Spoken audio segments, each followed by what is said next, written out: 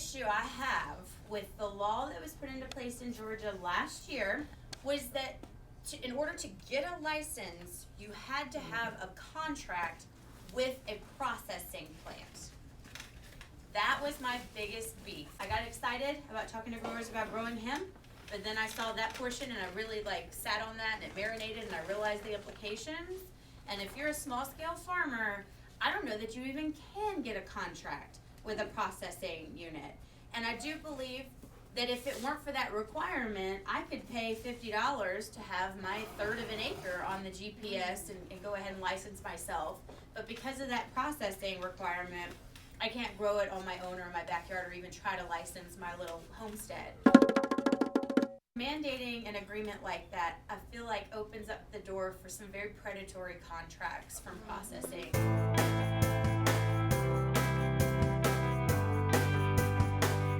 We make all of our products in Colorado. We have about 5,000 acres right now. It's in Longmont. We like to say we have oversight from seed to shelf. We kind of make sure that we know exactly what's going on. We know our growers. We have direct oversight over the extraction. And we work with a variety of different growers just to get the hemp flower, which I've got over here.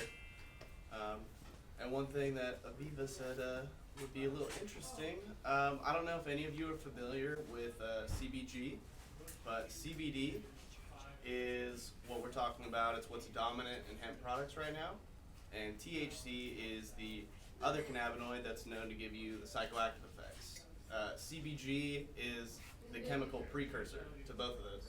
Technically the mother cannabinoid. It's the only one that acts as an antidepressant. It's a lighter smoke, and we've got it available now if you want to come check it out or learn a little more information. But I'm here to help, here to educate, and thanks everybody for coming. Thanks for having us. Yeah. Okay, great. So I'm Jason Santamaria, founder of Cirrus. We're the only CBD beverage company here in the Southeast. As far as I know, the only on the East Coast as well. So we're making CBD infused waters. We're actually coming out with a coffee and tea later this year, then a high dose water as well. So we've been around for about 9 months. Everything's made at a second self beer company, which is our friends on the west side of town. I actually own both, so inside on how to but I live here in Decatur, so this is my home. So I wanted to kind of meet some people around. If you have any questions on what we do and what we're stuff we have coming out, please try us. Everything's all natural, everything's 0 calorie, no sugar, no sweeteners, just water, hemp, and flavor. That's it. Thanks. Any hiring opportunities for delivery drivers or? No, but not right now. But we're always looking for brand ambassadors to help us out with events like this, since I am the only one doing it. So gotcha. Okay. Please contact me. Yeah, thanks. Awesome. Hey. Hi, my name is Rosalind Virgil, and I have a travel company. I work for ATLRX and Planet Marketing. We have travel agents that have home-based businesses, and we sell travel. We sell travel all around the world. We sell resorts. We sell cruise ships. The one thing that I like about our business is that a lot of times people are concerned about going into debt for travel, putting it on the credit card, and everything like that. What we do is you can always put down a down payment and you can pay on it. And it helps to take that stress out of, we all work hard. Everyone does different types of businesses and stuff, but you work hard and you should get a way to replenish and for yourself, for your health, and to just to take some downtime from, working hard. So please come and see me about your travel needs, and even if it's this year, next year, we are more than happy to help and assist you in planning an awesome trip for you and your family. Thank you. Thank you. So do you have connections to hemp-friendly resorts and stuff like that? Is that all part of the planning? I'm sure that we do, because we are tapped into a little bit of everything. My company is called Buhter Up. I do natural skin and hair care products for men, women, children, for everyone. I also have hemp butter, hemp soap. That is something new that we're doing. And if you're not familiar with hemp body products, It is a light oil moisturizer, so it's not as rich as the shea butters that I carry. So it really absorbs into the skin really, really nicely. So if you want to be moisturized but you don't want to be greasy, hemp is excellent, and the hemp soap is excellent as well. And we're online. We have an online store. We're on all social media channels, and it's called Buhter Up, and it's spelled BUHTERUP. Anyone else want to share? So, once again, this is bill writing, voting on time. Does anyone have any questions about the legislative process that I can help you with, and how to do that, how to be an activist, how to call your legislators? Does anyone have questions about that? Yes. I received an email yesterday, well, this morning. Can you break that down a bit for me? I really didn't get a chance to read it in depth, but it was about legislation briefly, and it was saying something about recording a video. Yeah, and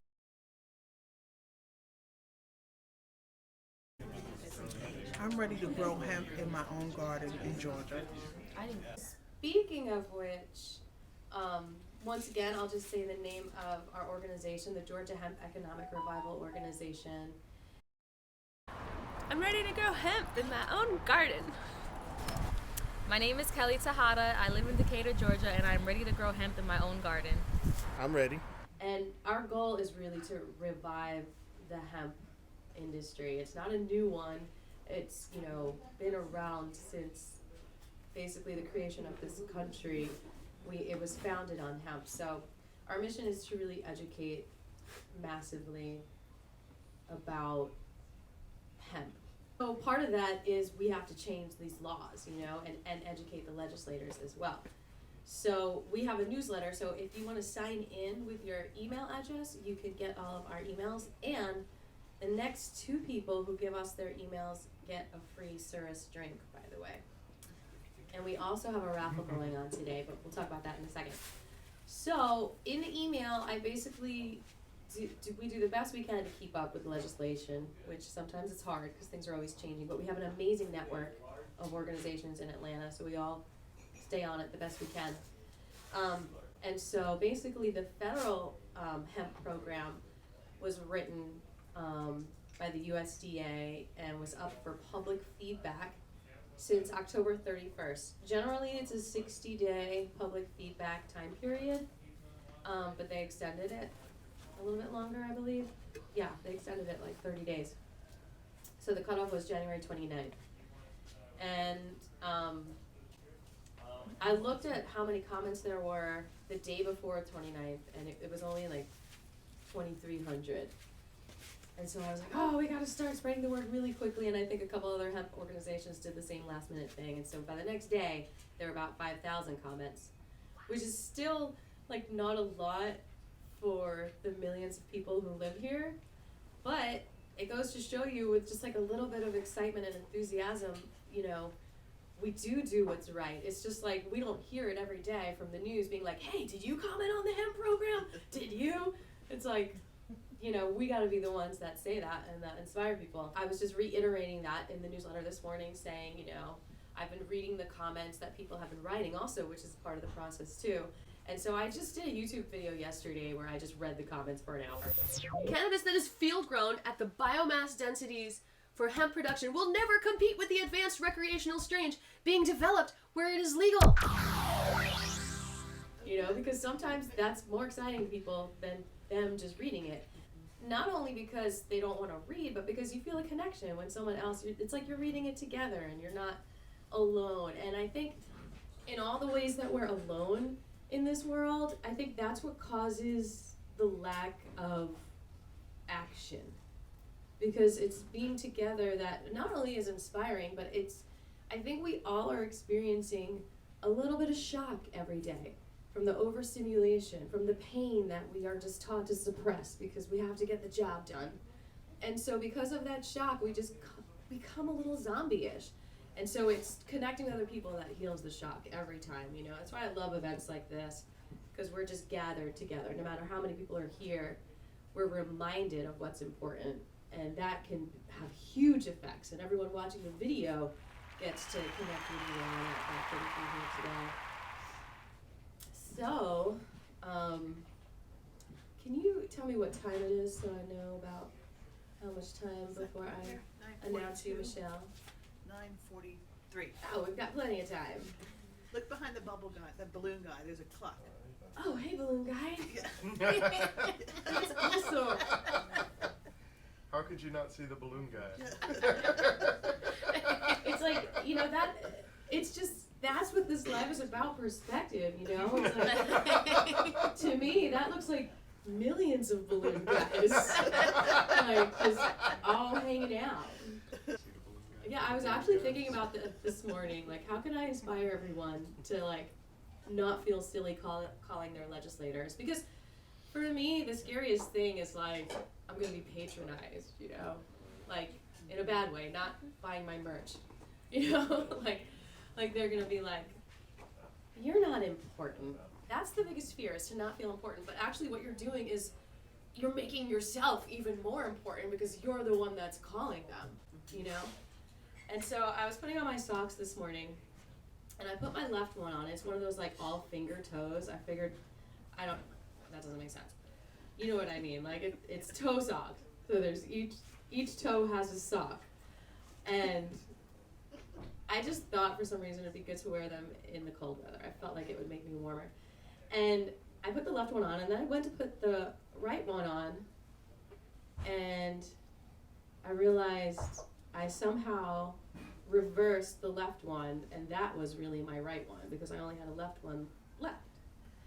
And so I took my left sock off and I put it back on the right foot, and I was thinking, like, that's exactly what I'm convincing these legislators. Like, they have a sock on, they don't realize it's on backwards, and they're still functioning and they're still making their money, and it's kind of annoying and almost inappropriate to be like, can you take your sock off and turn it inside out because it's bothering me, because now the threads are looser and everything's gonna get undone and it's not as solid. And I just feel like that's a really good analogy for being like, y'all, I understand you're putting a lot of work into this hemp bill. Oh my God, it's like 500 pages long. Like, that took a lot of intelligence. That took a lot of like legalese. That took a lot of money. But like, you shouldn't even need a law. Like, we should be able to grow those like cucumbers. We should be able to grow it like tomatoes. Like, anyway, have you all tried hemp seeds and hemp protein powder? I And have a question before you go Yes. on about reaching out to your legislators. yes. What if I'm a poor writer and I'm concerned that if I shoot them an email, it won't be thorough enough, it won't sound smart enough, it won't That's have the my right biggest things. issue too. Mhm. That's why I just write songs. And I will send them videos of my songs. And that's effective still. That's something you I should- believe it is. I think like people remember it. They're like, oh, you're the one that sent me a song, even though they didn't reply to the email. It's like you never know the impact that you're making, and that's why I read the messages, the public comments out loud as well, because even though the person who wrote it might feel like, oh, well, that didn't matter, like they didn't change the law. Well, I read it, and I just read it to hundreds of people who might be watching it on YouTube, and so your voice did get out there. But yeah, don't feel bad about how you talk. Like, when you read some of these public comments, you know, even from legislators, you'll realize the English language is not that important. Like, what matters is what's in your heart. Look at Donald Trump. And, yeah. So what was I going to say before you Hemp realized? seed. Have you tried Oh, hemp yeah. seed? Have you all tried hemp seeds? No. They are so nutritious. They've got manganese, magnesium. I've got samples on the table. Oh, I need to try that. I brought them to the Wild Hog Supper. I sprinkled it on everyone's fried chicken or whatever they were eating, a bunch of the legislators. And, you know, it's a little bit of cognitive dissonance. I'm sure a little bit of it goes in their ear and out the other. But they ate those hemp seeds, and then they've got that savory experience, and they'll remember that, you know. Of course. They might go to Whole Foods, and then you know how you learn a new word, and then suddenly you see it everywhere? Well, once they learn the word hemp, if they didn't know before, all they gotta do is go to the grocery store, and there's hemp cereal, there's hemp oil, it's in everything now, you know, it's such a trend. So yeah, so I've got some hemp seed samples. It's all about education, bringing this stuff to your legislators, calling them about it, because the corporations have a lot of money to just bother them every day. And the people don't have generally the time and the money to either hire people or go down there and do it. So it's kind of like, bully situation going on. So we just have to figure out how to make it a priority in our lives, just like brushing our teeth. Like, oh, it's 10 a.m. Did you hug your legislator today? Do you remember those commercials?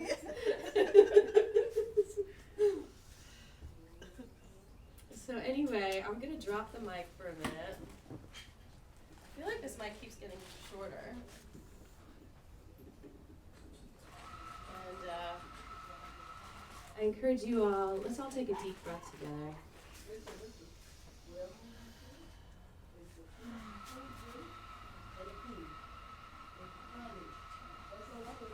Inhale the courage. Release the blockages. Inhale the good energy.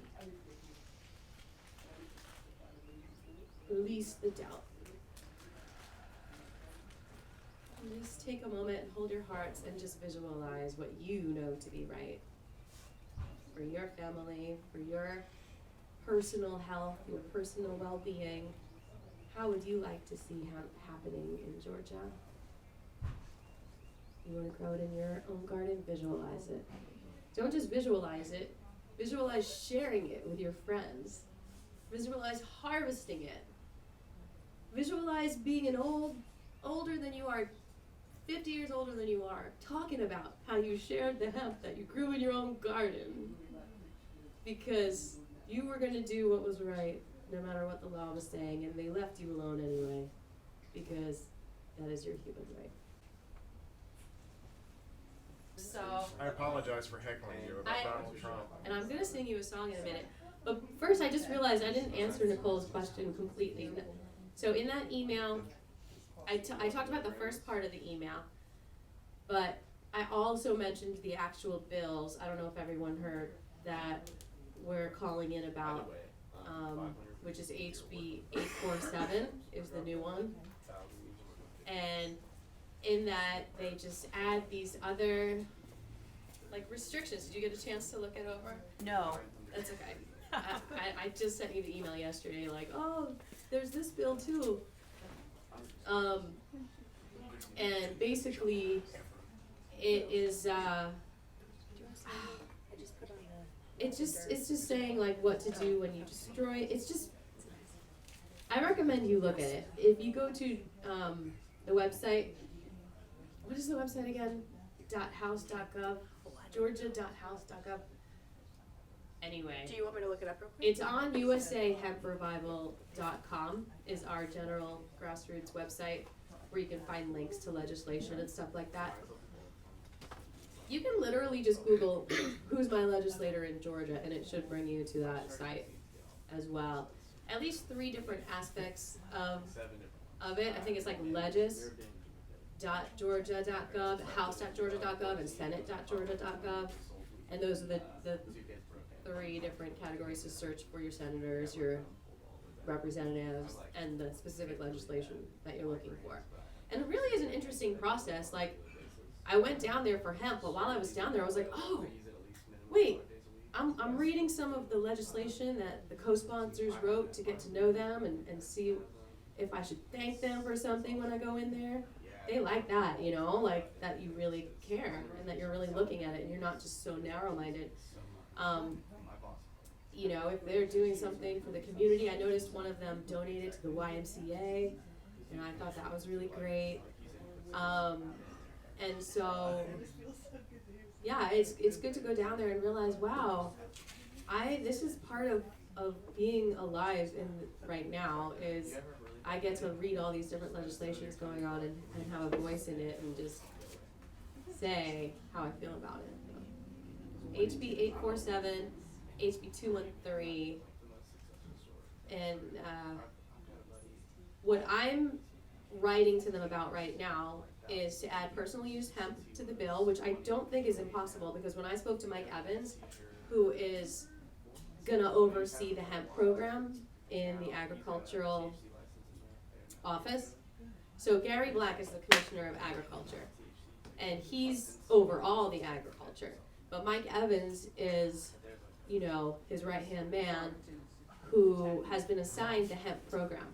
Now, Mike told me that there's budget issues, and that's one reason why they're slow to do the hemp program.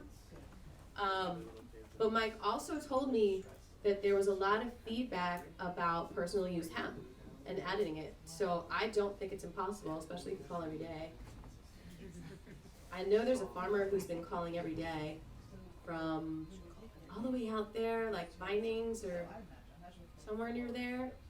And he went up to his mayor and he said, I'm growing hemp, whether you like it or not, this year. And the mayor said, that's fine, that's fine. So in a small town like that, you really can exercise your human right to grow a plant. I've also been messaging the PSC, Public Service Commission, who have a huge problem now with the coal ash. They oversee Georgia Power, or Power Monopoly. And there was a huge meeting in Forsyth County, February 4th, this week, where the citizens are literally being poisoned by the groundwater because of the coal ash. And so I commented on as many Twitter posts I saw about it, like they need their right to grow personal use hemp, to bioremediate, to take the toxins out of that land. Because hemp has been shown to take lead, arsenic, cadmium, even cesium out of the soil before it hits our livers and our kidneys. So we've got to do this. We're doing it. You know, people are doing it already, just not really in Georgia that I know of. And yeah. Legis.ga.gov. Yeah, legis.ga.gov, house.ga.gov, senate.ga.gov. And it's not a secure website, so they obviously have budget issues. And actually they took a break for a couple of weeks for the budget issues. So the legislation session has extended, which is good for us, more time to call them. So now the crossover date, which is usually in the beginning of March, is now March 12th. The other thing to keep aware of, and I'll do my best to do this with emails too, and feel free to nudge me. I don't know everything. If you know something I don't know, I want to know it. But the there's committees also that meet that oversee a lot of the bills, and so the ag committee, there's an ag committee in the Senate and there's an ag committee in the House. And so when the bill was written, it had to go through the House, and then it had to go through the Senate, and then it had to go through the whole legislation, what do you call the whole thing together? Legislative body. See, I don't feel so bad. Even lawyers don't know the answer. The whole group of people. Yeah, and so a lot of us showed up to the ag committee meetings when the bill was being read, and you can sign in and comment, and they'll call you to the microphone. You've got usually 2 minutes, so prepare something to share your mind. That's all right. It might cost $13 for parking, so it's probably pretty elitist and quite a privilege to be able to go down there and talk to your legislation, senator.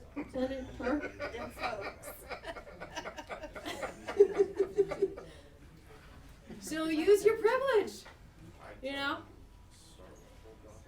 Don't get stuck on those iPhones. Hi.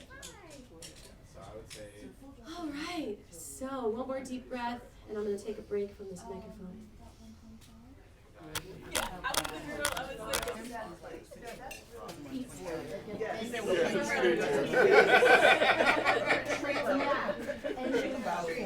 Hello.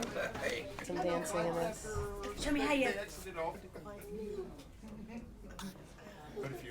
Her company is thelawfarm.com. What they do is they really support sustainable farming in Georgia, which we hope hemp farmers will practice sustainable farming. So we really encourage that. She also is on the board of SOG, and she'll tell you a little bit about that, but that is about, unifying the 13 southern states so that we each have a bigger voice in agricultural policies and we can learn from each other. So with no further ado, please warmly welcome Michelle Namer, and please come close so we feel the warmth and we can see the slideshow. No worries. This is such a new area, and everyone's kind of still trying to find out what's changed. Has anything changed? Is this applicable? If you guys have feedback, if there's something that I say, well, we're not sure, and you've heard something new, please speak up and speak out.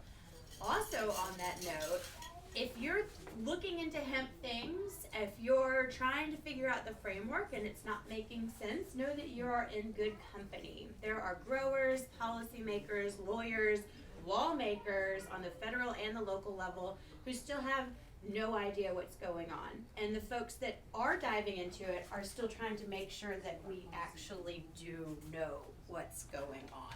So if you're confused still about hemp and its legalization and what that means, you're in great company. When I think of grassroots efforts, I think of things like hemp.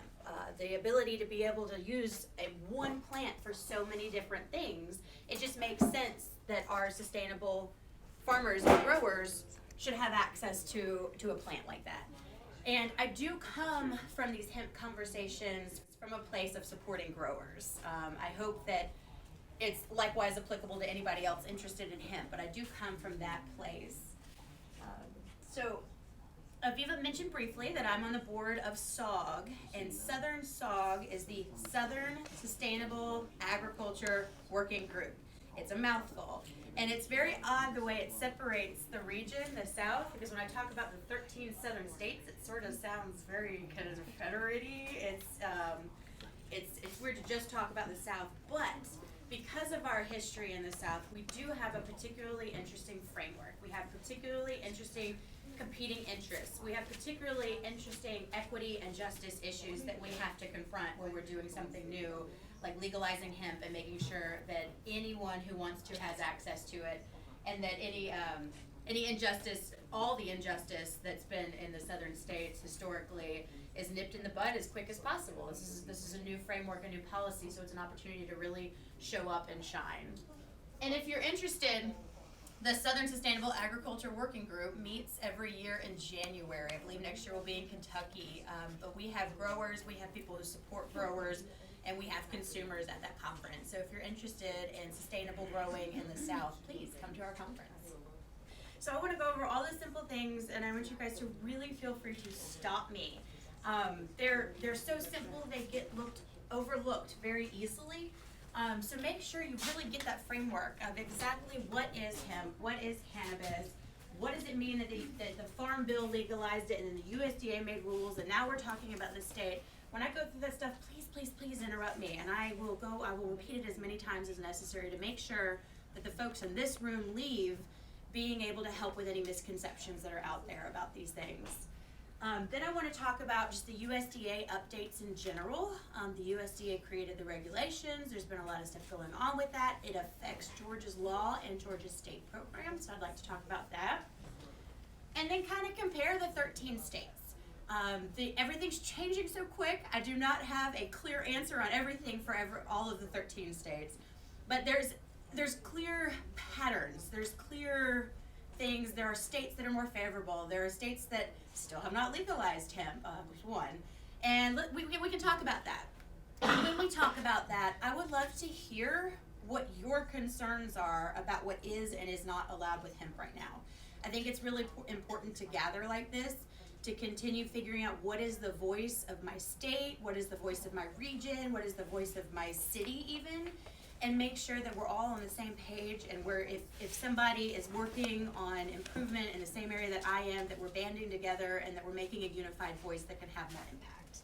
So back to the basics, and I have explained this at least 10 times to my own mother, and I'm not sure she still gets it, so I cannot say it enough. Stop me if it doesn't make sense, okay?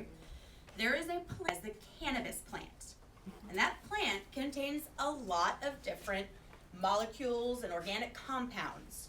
Two very important ones in our colloquial language these days are CBD and THC, and it's tetrahydro. Cannabinol? There we go. And then CBD is just a cannabinol. Cannabidiol. There we go. Those CBD and THC are the two components that are most at issue with cannabis. So you've got cannabis. You come down, and the laws made hemp, and the laws made marijuana. It is still the same plant, cannabis plant. What the law said in the DEA Controlled Substances Act was that any cannabis plant was illegal.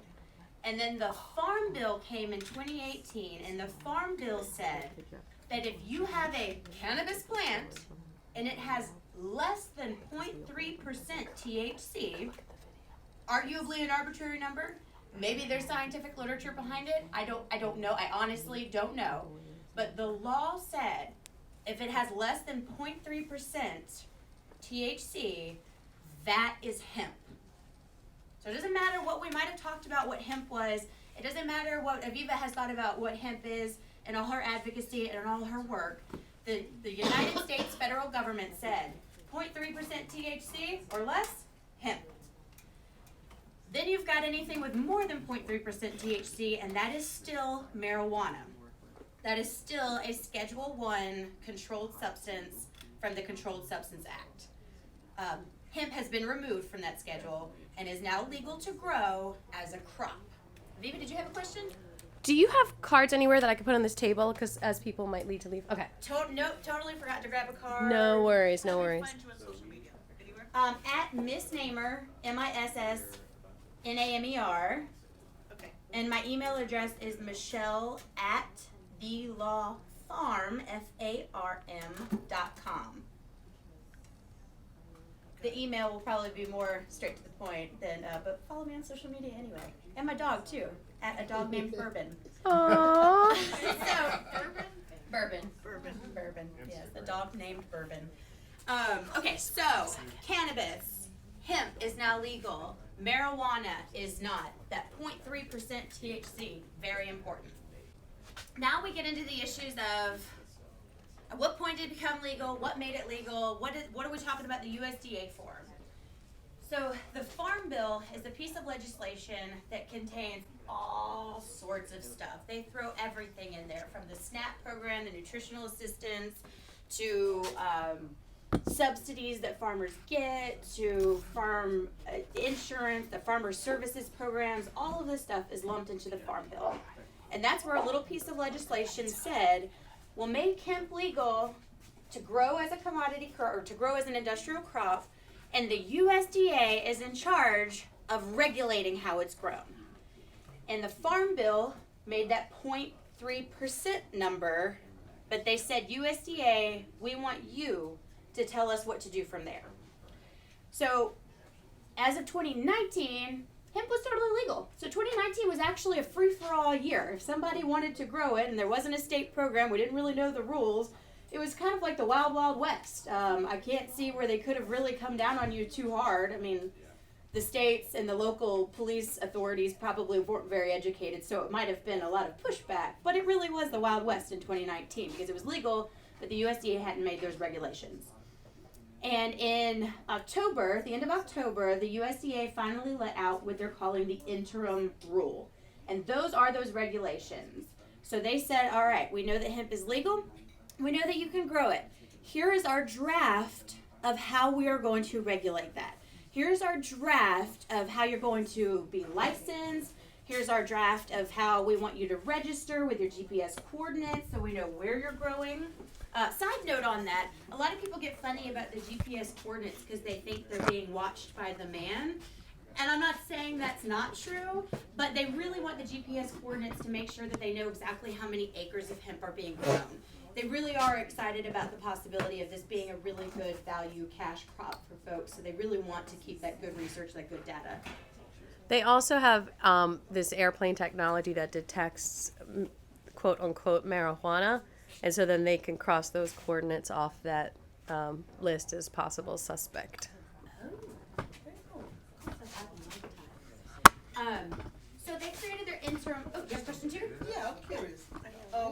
So this airplane can detect whether or not it is marijuana or hemp? Is it all the same thing? I'm a little confused. That's why the coordinates it looks similar, so the coordinates will help them know it's hemp and not marijuana. When they're looking for that plant, just like that, what we think of, I have some pictures later of that flower or the leaf that we think of when we think of marijuana leaves. And they should use it so that if it's a CBD crop isn't grown too close to a fiber crop so it doesn't crossbreed. Oh, yeah. So the USDA made their rule. It is an interim rule, which is very cool. They are saying that even though we came out with these regulations in 2019, we really want feedback. They're admitting we don't know everything about this. There are growers who are getting into it, who are learning a lot more quickly than we are. So they have said this is a pilot rule. And usually I think of policy as an attorney as a 4-letter word, because it's like, okay, policy, let's talk about what's ideal, but like, what can we do right now? I get frustrated because we're stuck in a legal framework.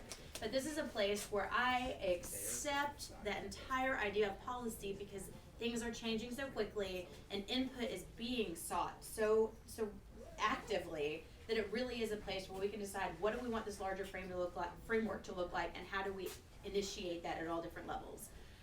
So they took comments on the interim rule from October until the end of January, and I recently saw an article that says they're also going to open back up the comment period during the fall after the 2020 growing season. So they want to see, we had some great ideas, we being advocates and leaders, and growers had some ideas and they all got it put in there, but they want to see in the fall after growing, what else do we need to consider? Question. Can you describe comments? Absolutely. Do you mean like the process itself, or yes? So if you Google, and this is my highly technical way of finding the comments page, Google comments on the hemp bill, and it will pull up a USDA link, and it has a button. I find it to be a very user-friendly site, actually. It has a big button that says comment now. You click on it. You can really leave something as informal as something typed into that box with like 240 characters or less or whatever. You can type something in there real quick, I don't like blank, done, send it. Or you can draft a more formal document, and you can attach a document to your comment. You can go as informal or as formal as you want to go with making those comments. Did that answer your question? Mm-hmm. Right. So they're taking these comments, and that's the USDA regulation that is a pilot rule of regulations right now. And in that is the baseline. This is the minimum, as easy as you can go on hemp growers, is the USDA interim rule. But they said we don't want to preempt states or like step on states' toes to do anything more strict. So whatever is in the USDA regulations, and you may want to have this lens on when you're reading these things or looking through these things or making comments, those USDA regulations are really the lowest level of regulation you can go. And each state has its right to make something more strict. And that's where we get into state programs. The USDA and the Farm Bill wanted to make sure that states had flexibility in how they ran things, and that's where I think it becomes especially important to think of this regionally with the South, because we have a tendency to be really behind on things that are progressive and exciting. So when the states have their own power like that, it's really important to kind of keep an eye on what the state is doing, make sure they're thinking it all the way through, and make sure that advocates are continually having those conversations from a very educational place. Like a lot of people just don't know. Like my mom, who I've explained the difference between hemp and marijuana to 10 times. And bless her heart, she's trying, she just doesn't get it. So somebody who doesn't have, it happens very often. And we're trying, right? So like we're in this forum because we want to understand it, and still it's like, hold on, the light bulb has not turned on yet. But think of it, a lot of the lawmakers really don't care. they don't care as much as we do. So they really need to be told over and over and over again, in just the kindest and most gentle and educational way possible. Here's what we're talking about. Here's why it shouldn't scare you. Here's why it's really great for the environment. Here's why it can help small-scale farmers create another market that could be really cool and fun and profitable, and to have those conversations. And so, let me see. Let me get to one of my slides I'm proud of. So the states have a wide latitude to grow. Before I move on to my slide I'm proud of, are there any questions about the Farm Bill, federal law, the USDA federal regulations, allowing states to have their own programs, but they can only be more strict than those regulations? Any questions? And also, again, another you're in good company moment. If you're confused by this is stuff they talk about in law school for an entire semester with preemption and what a law is versus a regulation. So if it still hasn't really made sense to you, do not give up. Keep asking questions. Keep thinking about it and toying with it in your head. Also, don't stop talking about it just because you don't feel like you understand every nuance. You're here. You're involved in hemp. You know enough to really advocate for it and get out there. So definitely believe in yourself. Believe in your voice. I believe in you. Yeah, I believe in you too. Even if this stuff doesn't all make sense. All right. I can't say that enough either. But I'll step down from the soapbox a little bit. All right. So can I grow it? That's the question everybody gets to, especially in my world. As someone who supports growers and farmers, they're like, okay, preemption, whatever. Can I grow hemp this year? And that is the big question. Here's one of the slides I made that I'm really proud of. If anybody from the back wants to come a little closer to see where I colored in some southern states. I gotta see all this. I know, I colored that myself. There's a marker function on PowerPoint. That is all me, ladies and gentlemen. And this is how new these sorts of things are. This is the most informative map about the southern states and hemp policies that you can find right now. Wonderful tool for geographically It might challenged be a people. slight exaggeration, but it is a pretty valid statement. It's got such great energy. So the green states have legalized hemp, and their state programs have already been approved by the USDA. Oh. Yes. The yellow states have opted into their own state program, but they have not yet been approved by the USDA. And that could have changed as of yesterday or the day before. Okay. This was actually made for the end of January 22nd. So that could have changed, but I don't think it has yet. I still think it's just Texas, Louisiana, and was that South Carolina? And the red state, the one that's sticking out, still makes hemp illegal. Mississippi. M-I-S-S-I-S-S-I-P-P-I. Why don't they want to ban? Why don't they want to ban? I'm very unsure. My guess, if I had to just give you an answer, which is always my inclination, is that it's too close to marijuana. Like even in Georgia's bill that legalized hemp in the state of Georgia, in their preamble, they made it very clear, this in no way, shape, or form is indicative of any support of the legalization of marijuana. Right. And that fine line is what's making a lot of, especially in the South, a lot of folks and lawmakers uncomfortable, is that hemp is just too much like marijuana. And it goes back to that distinction that I'm saying, if you don't get it right now, keep working on it.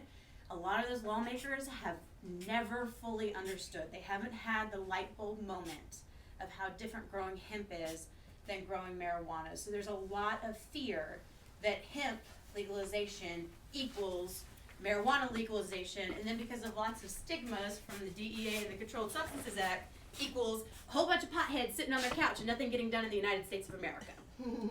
And that's the story. That's the ingrained fear, and that's what we're having to like educate and work with. Is that's our reality. So Mississippi can't grow it at all.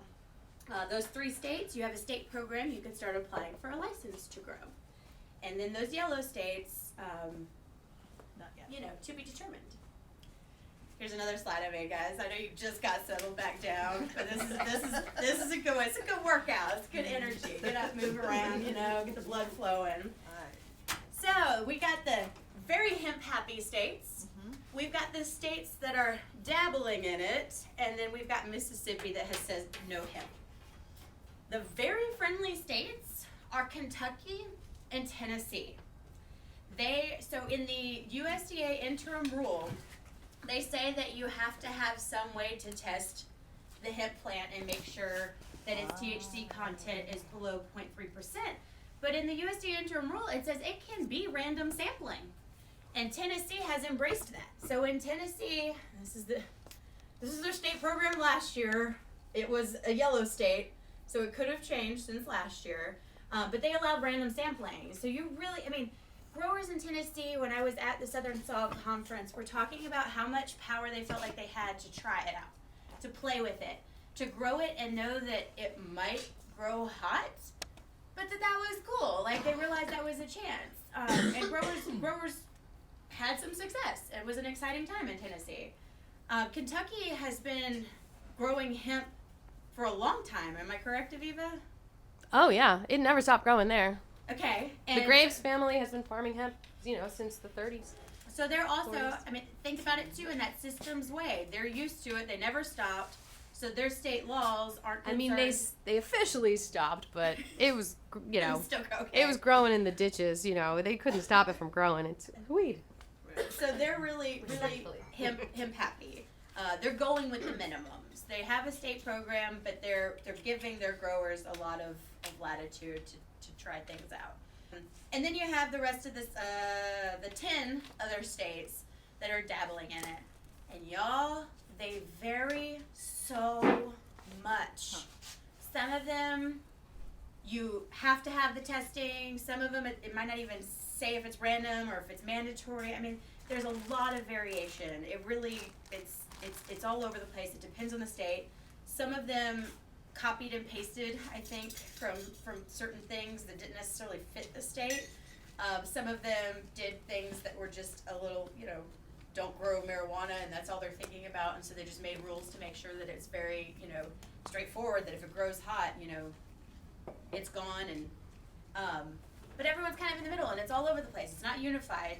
Growers are so confused because they talk to somebody else that's, especially growers in Georgia. We've got growers that border, that have neighbors right there in South Carolina. We have growers that have neighbors right there in Tennessee. We have growers that neighbors in Alabama and in Florida. And so when you talk to those other states and you're having these conversations amongst the folks in your neighborhood, they happen to be in a different state, there's a lot of confusion about what is and is not allowed. And it's just, and it's very scattered. Any questions or concerns or thoughts about the 13 states? Cool. So Georgia is strict. Like I said, they wanted to make it clear this is in no way, shape, or form any sort of indication that they support the legalization of marijuana. It's not super expensive. Ooh, that's a good point that I didn't make. So when the USDA said states can have their own programs, that was without funding. So the states have to find their own funding for their state hemp programs. So a lot of people are very up in arms about having to pay for a license, but it's really helping to pay to fund that program. Because they do have to have people look at all the licenses that are submitted. They do have to approve them or deny them. They do have to then go out, if their law says that they do random testing, they have to send people out to do that. So it's, they need that money to support their programs. Georgia does not require a DEA certified lab at this point. I think the certification just has to be, or the testing has to be up to the DEA lab standards, but you don't have to worry about leaving the state to go find a DEA certified lab itself, which is good. The cost for a grower, I believe, is just $50 per acre to get a license. So it's one of the more affordable licensing schemes for growers in the 13 states. The biggest issue I have with the law that was put into place in Georgia last year, and I've not read the new House bills or any of the changes to the laws up to this point, was that in order to get a license, you had to have a contract with a processing plant. That was my biggest beef. I got excited about talking to growers about growing hemp, but then I saw that portion and I really like sat on that and it marinated and I realized the implications. And if you're a small scale farmer, I don't know that you even can get a contract with a processing unit.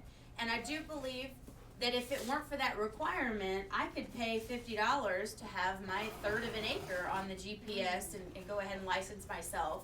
But because of that processing requirement, I can't grow it on my own or in my backyard or even try to license my little homestead. So that's really unfortunate.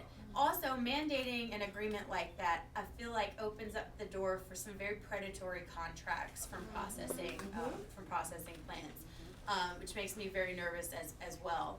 So that to me is the most grower unfriendly thing about Georgia's law.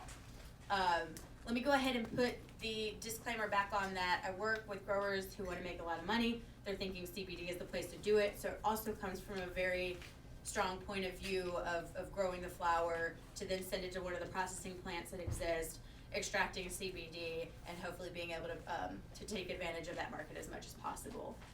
So the law that Georgia has also doesn't really think about how many other uses there are for hemp. And that's not just Georgia. That is across the board, especially in the South where there's this hesitation to legalize it anyway. There's a lot of what can we do to like make sure that nobody's growing weed, and that's the focus. There's been a lot of rules put in place that just really don't embrace how much hemp can be used for textiles, bioremediation, biofuels, and all of those sorts of uses. To clarify that, with the requirement that you have to have an agreement with the processor, if I wanted to grow hemp to use it for textiles and for clothing, I don't know where the nearest textile processing plant is. I could see somebody coming in and building a processing plant possibly closer to a lot of the Georgia farmers for the CBD, but is there like the example that Aviva made about phytoremediation, if you're growing it to clean up coal ash and you never intend to process it, then you're completely left out of this law because it requires that agreement with a processor. Are they limiting numbers of licensing? Are they limiting the number? Not anymore. No. Before we advocated last year, that was one of the things. They only allowed a certain amount of processors and then a certain amount of farmers for each processor. Which is a great change. And wasn't the cost a lot higher before you started advocating too? Yeah, the cost for a grower license was astronomical before Aviva went. And is it still about, is it still, as with other farming, becomes certified organic when you're growing it, or is it? So I just heard from an organic farmer yesterday at the Georgia Organics Conference who grew hemp last year, and he did not get his hemp certified organic. He felt like it was too much of a risk. It's too new of a program to go through all the licensing and the hoops that it takes to become certified organic. It wasn't worth it to him until he at least tried it out and grew it and saw how it went to go through that process. Just to piggyback off what you just said, we did the exact same thing. We work with like 6 different growers around the U.S., but each one of them, they can do the USDA. It doesn't even matter at this point. Oh. I mean, they're basically just kind of trying to make as much money out of it as possible, but for the purposes of selling it, it's not regulated by FDA already, so all we can do is give you the same lab reports they're going to give us, so it doesn't make any sense. It's just a way for them to make extra money, though. And I'm glad you brought up the FDA, because that's another good distinction to make at this point too. The USDA is in charge of growing it. The USDA is only concerned about you putting the seed in the ground, you getting it to full plant, you getting it out and getting it to a processor. That's USDA land. FDA land is food and drugs. So anytime you put these hemp derivatives, especially CBD, in a food or a drug, when they decide to, they have been very slow to the draw. I'm not sure why. I think everyone's a little bit perplexed about that, but they've been very slow to get to the game. But once they are in the game, food and drugs will have to be covered by the FDA. And then, of course, supplements, they usually say already this has not been tested or approved by the FDA. And that'll be in the same camp there. Glad you brought up that. They increased in the HB 847. They increased what we decreased to 25,000 which was the processing fee. They put it back up to $100,000 The processing fee? to be an annual permit fee for a processor permit, and they also added a nursery license, which wouldn't have to, I guess, partner with a processor. Oh. So, Because you're just growing the plant. Mike Evans talked about that with me. You're just growing the plants for farmers to use. For $100,000, they could buy the equipment that like in Oh, yeah. Colorado we process it. It's like less than that. Exactly. Well, and it's the same thing that happens like when marijuana goes legal in Colorado. Your rent is going to go from being, you know, an average rent price to 50 times what it is because they know how much revenue you're bringing in. It's insane. so that brings me to my soapbox, talking about how much it costs and this requirement for permits. This is my soapbox moment about working cooperatively together. I kind of pitched an idea to Aviva. I was like, yes, the processor permit is expensive, but maybe we can put it on the community and see, Georgia, do you want this? And start a GoFundMe and see if they want to do the licensing fee for us, and we'll start a textile processing plant. Fuel. But have people put the money where their mouth is, and invest in that from the community. Likewise with growers, with the requirement for the permit, even if they keep that, I would then advocate or just like try and hustle the small scale farmers together and say, hey, create a cooperative. And then even if you have an acre and you have 4 acres and you have a third of an acre, you all can apply together, and together that cooperative can have that licensing agreement with a processing plant. Legally, then the cooperative bears whatever comes from that contract instead of the individual farmer that might not be able to bear it themselves. Very smart. That's my soapbox moment about banding together, working together. Yes. Do you have a No, that's cool. I was curious. Do you know if they're gonna put a limit on like make a finite amount of licenses for growers? No, that was in the law before Aviva went and really, really advocated that they took it out. Okay. They did take it out. I don't know that they're putting it back in. I think there's a strong argument for continuing to take it out. It doesn't make a whole lot of sense. It definitely feels like a fear-based like reaction. And they need the money to run the program. Exactly. What it does is when you initially get that license, Mhm. it triples every year because only the same people that have had it have it, so you can just sell it afterwards. But that's Are you why talking it's- about the medical marijuana or the hemp one? I'm talking just like licensing in general, because that's what's happening with marijuana. Right. Well, there's only 6 that are going to be offered for marijuana. There's Yeah, there's no, that's what limit I on mean hemp. about. That's why I was asking if there's a finite amount. Yeah, there's no limit on hemp right Okay. now. I'm glad you brought that up too, because last year there were 2 different laws that with the marijuana hemp. Oh, the low confusion, THC, HB 324. Right. You're so good. You're like a machine with the Well, things. it just happens to be old addresses of mine, so it's oh, easy to that's remember. really I mean, it's funny. just the universe is like. That's really funny. I'm specifically talking to the hemp law. In Georgia, they also legalized medical marijuana, which was about time because I think it was 2012 that they legalized the THC oil for patients who needed access to that oil. But they didn't allow it to be legal in Georgia. There were some weird things. It sounds like you would be able to speak to that a lot more clearly than I can. But they did legalize medical marijuana, and it seemed like these 2 laws were written in a vacuum from one another, but by the grace of God, they required the medical marijuana to be grown indoors, which is very helpful to hemp farmers because they don't have to worry about, is my neighbor growing marijuana, and could there be cross-pollination that would immediately cause me to grow hot. But there's 2 completely different bills, and I don't know, do you think they have a possibility of affecting one another in a policy scheme, like framework or anything, or do you think they can just be considered Well, they two still haven't separate come together and figured out what they're doing with marijuana. So the commission was created in July, and they still haven't posted rules, which were supposed to be posted in September. Okay. So they still haven't been posted. So I think that's not going to go anywhere this year because they still have no progress. Hemp, there's a lot of farmers who want to grow it because South Georgia was killed by a hurricane. So this grows quickly and with lots of money. So there's a lot of farmers around the hemp. So What about other states? Like, other thing that I've been asking for when I go down there is say, just don't put the fees in the law. Give it to the ag department to determine, because if if they want to change the fees, then they have to wait for session to start again and change it in the law. Whereas the ag department can just work it out all year long. Like with Tennessee, they at first were just licensing people for these like 2 weeks last February.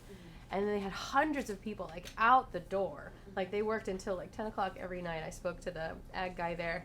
And then a couple months later, they just opened it up again for everyone. So are other states, who else has it in their law?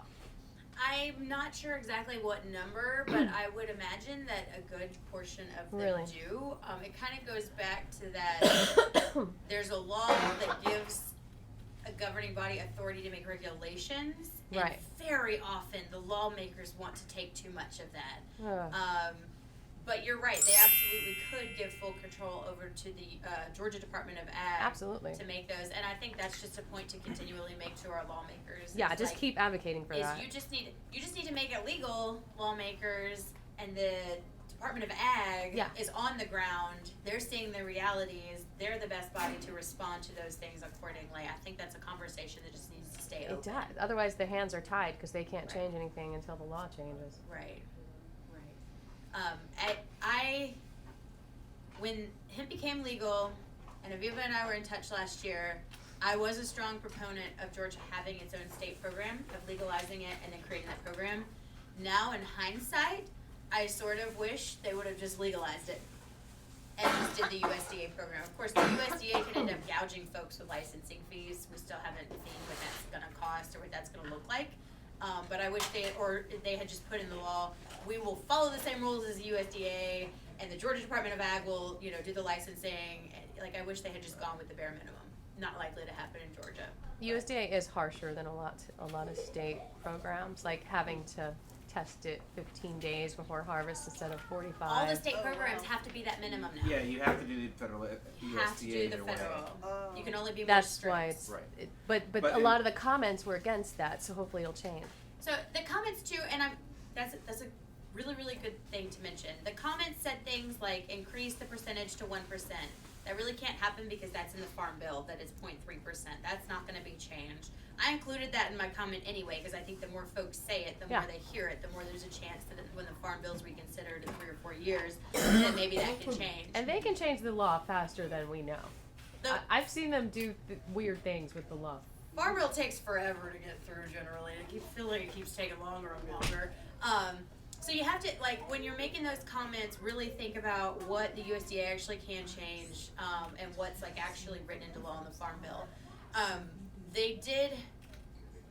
The USDA regulations don't want to step on states' toes to make anything more strict.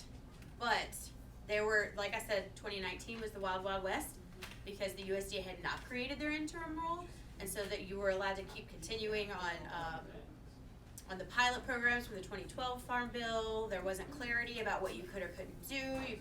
There were just lots of things going on. Now you have to do the 15 days before harvest because that's what's in the USDA rule. You can't do anything longer. They have to check the crop, you said? What is it? So 15 days before I decide to harvest my crop, I have to take a sample, or somebody will come, more likely, and collect a sample of the plant and then send it to a testing agency to see what the percentage of THC is. And then at this point in time, a farmer has 15 days from that collection to then get that crop harvested. Whether it ends up being hot or not, they have 15 days to get that planned and get that. And hot means if it's over the 0.3%. Exactly, yes. Reconsidered, and I don't know how they do that because it technically is a Schedule I drug at that point, and the DEA has jurisdiction, and all that's very fuzzy and messy. But if you get 3 negligent violations in 5 years, you're no longer eligible to get a license for the program. I have not heard from growers at that 0.5 is outrageously low. I haven't heard anybody complain there's no way, we can't work in these circumstances. Right. So it does sound like they've created a good number based on the seed varieties and the cultivars that are out there for growing. So HB 847 had 2 reads, which means that it goes to a committee now for some kind of vote or something. So we should show up to the committee. That's what you do. You show up to the committee then where it's being read, and you can sign up to give public comment. So we should be like, what the? What date is that? Do you know? So they stop session until February 18th. So the early it would be February 18th. But you can go to the committee and see what they're reading every day. Yeah, I'm here right now on the committee page, and I'm trying to find the next meeting. Generally, last year they met every Tuesday at a certain time, and Can I ask They a only won't question? post the agenda until a couple days before. yeah, okay. Things. And Understand. go that it down is and still- educate them. Preventative medicine. I Okay. gave them a bunch of mugs once on coffee and a cop day. That exists. It's once a year. You could just go have coffee with your cops. There you go. Yeah, and start that conversation. I'm excited for my babies. You guys are funny I with just that wanted to camera. say though, What? last You're year, funny with that camera. I didn't say anything. Go right ahead, you're up. okay, last year I got a seed from you and I planted it and it never germinated. All right. Do y'all have any questions, concerns? Do you want me to repeat anything?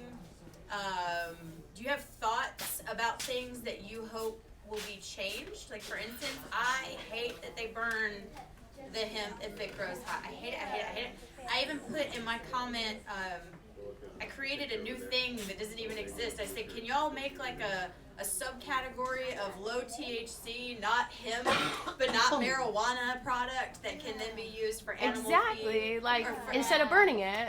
like create a range that I like, you pulled can them out of use it for session to these tell them specific that, uses. yeah. I threw that in the comments, which I think also begs to the point. Don't worry about how specific your comments are, or if they're the correct comment. Just put it out there. Like, that's how we get this policy stuff. Like, these conversations started a lot of the time. And when you say comment, what are we talking about? Where can I So, comment? the comment period for the USDA interim rule is over for now. Okay. But check again in the fall. Check what? Google. This is by highly technical Oh, this is your attorney Google. way Comments on the hemp bill. of getting is comments on the federal hemp bill. Federal hemp bill. Got Yes, it. Okay. and then Georgia right now is redoing their law around hemp. So you can go to what like legis.gov or just you could probably do the highly technical Google. Or USAHemprevival.com. Hopefully I'll get it up there. Yeah. But you can pull people out of session. Have you ever gone down there Never. to the Capitol? Never. So you go down there. You first of all, before you go, you prepare and you look up the legislators that you want to meet with. Try to call. Try to make an appointment. That happens just as many times as seed sprout, I guess. And then the best thing is just stop by their office and be like, hey, is so-and-so here? And if the stars are aligned, you'll bump into them on the elevator, or lunch or whatever. And then if they're not there, because they often are in the middle of session, and so it's like long days, what you do is you go to the actual Senate or House floor, they're across from each other, and you fill out a yellow card, and then a little like elf. They have these young interns that look like 9, like children of the legislators or something. Two to And 12. 9. 12, Okay. 14. What are they called? They're runners. Runners. That's what they're called. Okay. Yeah. And they'll take the card to the legislator that you want to talk to, and sometimes they'll meet you at the rope, is what it's called. I've done that several times. Rope. Like about the. If they can't meet you at their office, you can also leave a message with their aide, and they'll get it to them as well. So, and I would do both. And emails. I mean, I know Emails, with phone calls, all these things work. emails, just Yeah. keep blasting the emails. Send or do the resend once a week and make sure it gets sent to them. Emails are great. Also, I use this for local government advocacy often in my city. I will draft something that I want to say to my legislator, and then I will post it on social media and say, hey, if you feel the same way I do about this, here's the email address. Here's a pre-written template that you can send them, and even if only 2 other people see it, boom, your voice is out there again. Because I'm one of the I like to work smarter, not harder, folks. So if someone gives me something, I can copy and paste and send. Yeah. Boom, it's out there a lot quicker than if I had to write it myself. Yep. But And make sure you're in their districts because they don't care if you're not. Right. Right. If they are not, but they're the committee chair, you can speak to them. But Or a sponsor. or a sponsor or something. But they have to report every communication that you give them. So if you go there and say, hey, I want this, someone has to write it down. Got it. It is a requirement. was gonna say. I just came. Sorry to interrupt. No, it's No, I appreciate it. good. It's good. Do you have information on the two bills and I the remember difference? what You So- said there was two bills. I haven't read them, so. I don't- Yeah. Before I forget, it's HB 847 and HB 213. Right. But have you dealt with, there's the laws concerning CBD in food? Like, what has been your journey with that? Oh, I'm constantly fighting with the Department of Agriculture here, but Okay. I have won my argument. Really? and I How have did you do that? Finesse in the legal work. Really? Yes. And I have a letter from them saying everything I'm doing is legal. Really? Yes. Okay, so we need to take some tips from you. Can you give us one tip? Do your legal work. Yes. Like, what does that mean? That's still all legalese to hire a me. good lawyer and find out what you can and can't do and what you can and can't say. But part of our Michelle needs to get with your lawyer.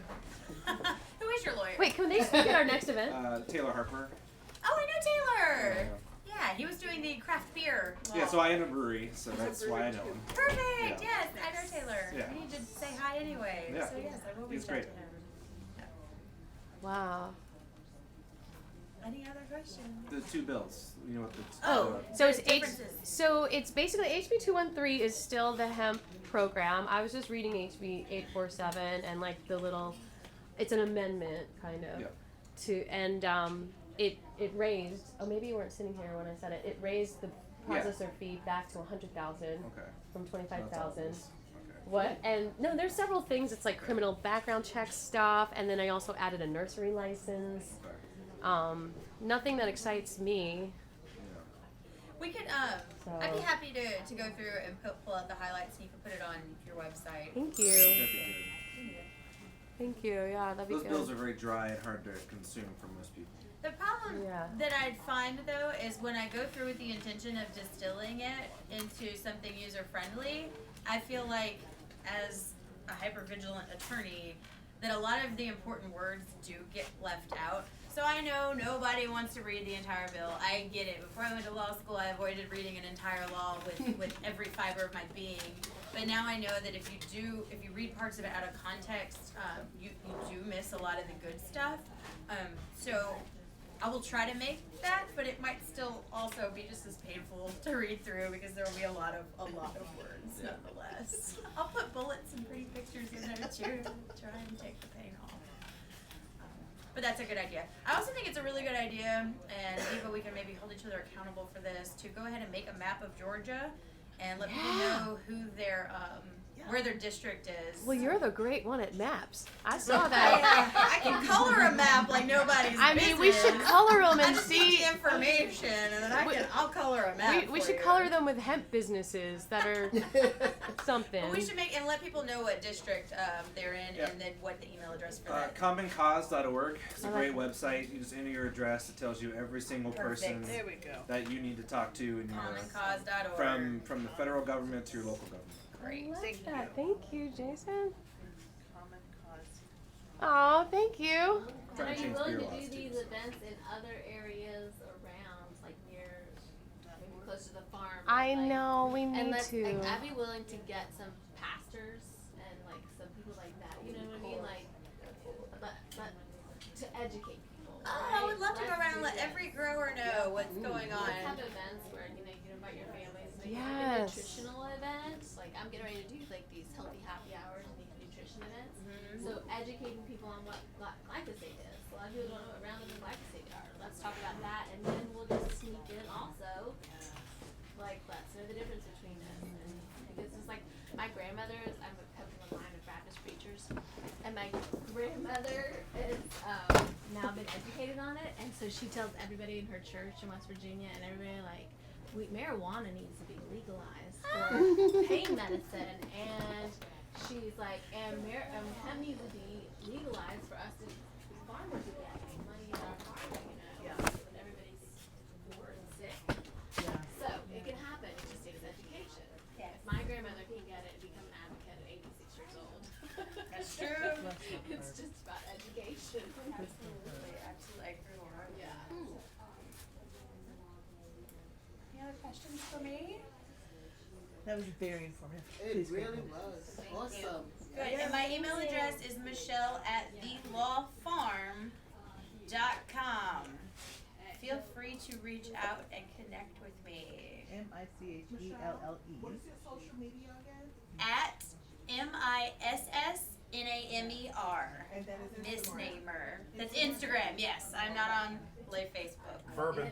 MISS. Oh, and you can follow my dog too, at a dog named Bourbon. Dog named Bourbon. Do you video him after CBD treats? I don't. I could though. You need a dog named He's CBD. cuter than I am, y'all. I promise. You won't be disappointed. Michelle, say one more time your email about the law firm. I have it written down over here Michelle, also. MICHELLE Yes. at thelawfarm.com. Got it. Thank you. I'm sorry. MISSNABE. NAM. NAMER. Like, what are you gonna name her? Got it. Thank you. I don't even know if she's mine.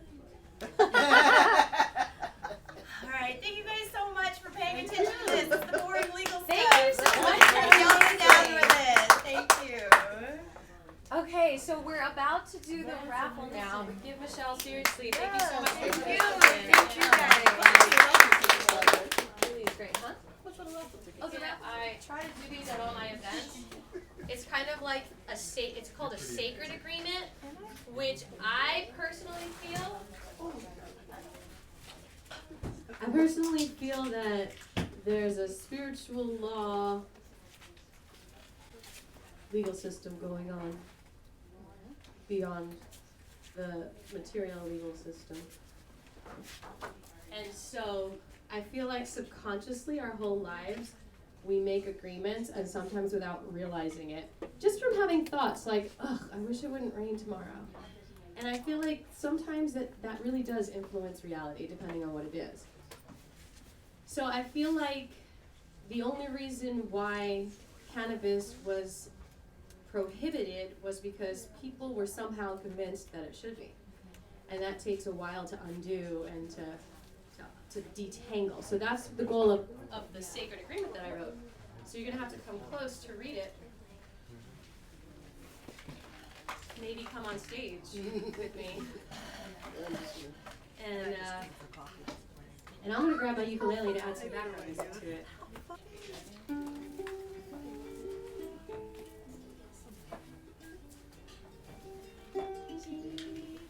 Say this agreement together.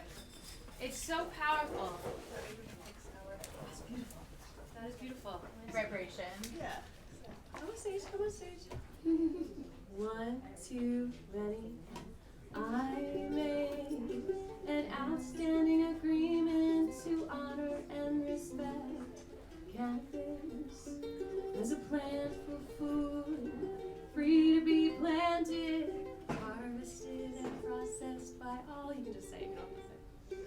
I break any past contracts, known or unbeknownst to me, that have taken away my freedoms and security, by but not limited to being punished, shamed, lied to, neglected, shocked, blocked, or manipulated in regards to my personal relationship with and awareness of the cannabis plant.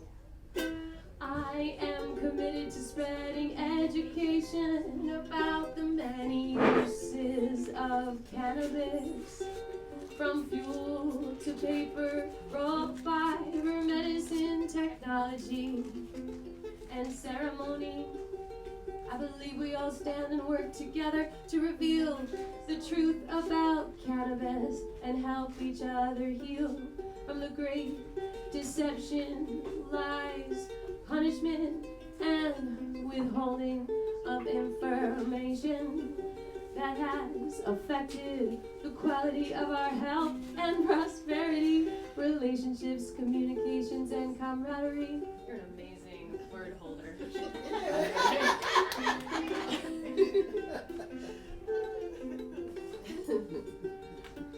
My healthy, prosperous life deserves honor and devotion, and I honor my life, and it is my choice to use cannabis. And it is my choice to use cannabis if it can contribute to and sustain this. I further agree to and believe that it is my right and any human's right to grow cannabis in a personal garden family and or industrial farm. I'm Mudcat, and I say we should be able to grow hemp freely as a plant. It's definitely reflective of